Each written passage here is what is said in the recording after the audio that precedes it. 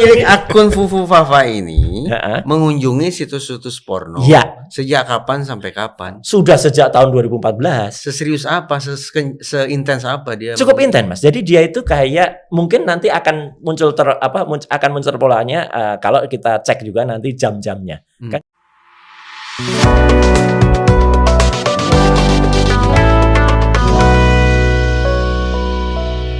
Milik akun Fufu Fafa ini mengunjungi situs-situs porno. Ya. Sejak kapan sampai kapan? Sudah sejak tahun 2014. Seserius apa? Seintens apa dia? Cukup intens, Mas. Jadi dia itu kayak mungkin nanti akan muncul akan muncul polanya kalau kita cek juga nanti jam-jamnya. Kan jam-jamnya muncul kan. Nah itu. Artinya pola itu juga hampir sama, jamnya jam seberapa itu kan. Tapi udah terpola memang. Jamnya jam berapa aja? Ya dikit lah pola. Yang lebih ahli kan yang punya drone. Wah, ini ngilik-ngiliknya agak segitu nih. Oh iya, memang nggak apa-apa. Ini kan kita kan kerjasama gitu loh. Ya supaya tonjokannya nggak ke saya doang. Kan kita saling bantu gitu. Tapi artinya gini, Bang.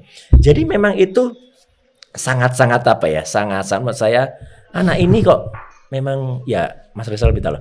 Kepribadiannya kalau menurut saya tuh ya agak rada-rada gimana lah gitu. Fufu Fafa alias 99,9% ini adalah Gibran. Gibran ini doyan berkunjung ke situs porno. Ya. Kalimat-kalimatnya juga cabul. Nah, pantas pertanyaannya jadi serius begini. Apa sih sesungguhnya orang yang sudah mengalami, sebutlah ketagihankah itu, kecanduan doyan pornografi, addicted. Apa sih dampaknya ketika wakil presiden yang semacam itu, setuju saya, berpengaruh terhadap kerja dia? Setuju. Nah, wakil presiden yang otaknya sudah seperti itu, bagaimana dampaknya terhadap entah itu kebijakan dia, entah itu keputusan-keputusan dia yang akan dihasilkan? Ya itu ahlinya Mas Reza yang menjawab. Itu. Jadi bukan Fufu Fafa ansi, tapi kerisauan kita karena Fufu Fafa hari ini adalah wakil presiden. Jadi sanggup tidak kita ini memiliki seorang wakil presiden 99,9% bernama Gibran aliasnya Fufu Fafa yang otaknya sudah terikat pada pornografi. Misalnya begitu. Tidak hanya pornografi. Speech, kemudian hal yang lain gitu ya. Based on scientific. Dari situ. Orang dan juga gini, itu apa ya? Nah, ini sebenarnya juga bukan, maaf kalau saya agak keluar dari ini dunia nyatanya, bukan dunia mayanya. Dia pernah punya sebuah kafe. Ya, namanya Marco Bar. Bukan kafe, rumah makan martabak. Martabak Kota Barat. Ya, itu di Solo. Pernah diprotes oleh masyarakat karena di dinding rumah makannya itu dikasih itu apa namanya Cyclops atau Dajjal. Illuminati. Gitu. Artinya aneh gitu loh. Anak ini sering rempet gitu loh. Itu dunia nyatanya loh ya. Ini bukan dunia maya. Itu dunia nyatanya. Kita kembali ke masalah pornografi dulu. Ya. Disclaimer, saya tidak memberikan pembenaran apapun terhadap pornografi. Oke? Itu jadi yang salah kaprah. Tapi mari kita ingat, Bill Clinton dulu bikin skandal heboh ketika Monica Lewinsky. Nah, kita tahu lah ya terkait Monica Lewinsky. Gak apa-apa kita sebut aja, kita terbuka semua. Waktu itu langsung ada upaya untuk memakzulkan Bill Clinton. Ya. Pertanyaannya, Bill Clinton ini mau kita makzulkan dengan alasan apa ya? Ada dua alasan kenapa publik Amerika Serikat berpikir seorang kepala negara harus dimakzulkan. Pertama, dianggap tidak lagi cakap secara fisik. Artinya mungkin ada keterbatasan fisik yang luar biasa yang membuat dia tidak lagi cakap menjadi kepala negara. Atau alasan moral.